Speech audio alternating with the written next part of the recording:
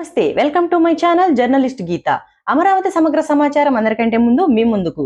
రాజధాని అమరావతిలో కన్వెన్షన్ సెంటర్ల ఏర్పాటుకు రాష్ట్ర ప్రభుత్వం అనుమతులిచ్చింది.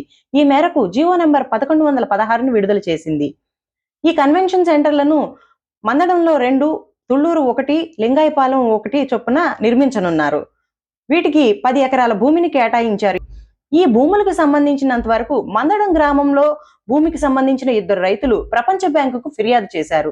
తాము కూలింగుకు ఇవ్వకపోయినా తమ భూమిని లాక్కున్నారని, వీటిపై తమకు న్యాయం చేయాలని వారు ఫిర్యాదు చేశారు.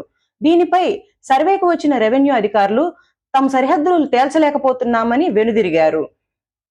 ఇంతేగాక 11 సంవత్సరాలు గడుస్తున్నా తమ ప్లాట్లలో ఎటువంటి సదుపాయాలు కల్పించడం లేదని, ఎటువంటి నిర్మాణాలకు అనుమతులు ఇవ్వటం లేదని, ప్రైవేటు నిర్మాణాలకు మాత్రం అనుమతులు ఇస్తున్నారని రైతుల్లో తీవ్ర అసహనం వ్యక్తమవుతుంది. ఇటువంటి తాజా సమాచారాన్ని ఎప్పటికప్పుడు తెలుసుకోవడం కోసం సబ్స్క్రైబ్ టు మై ఛానల్.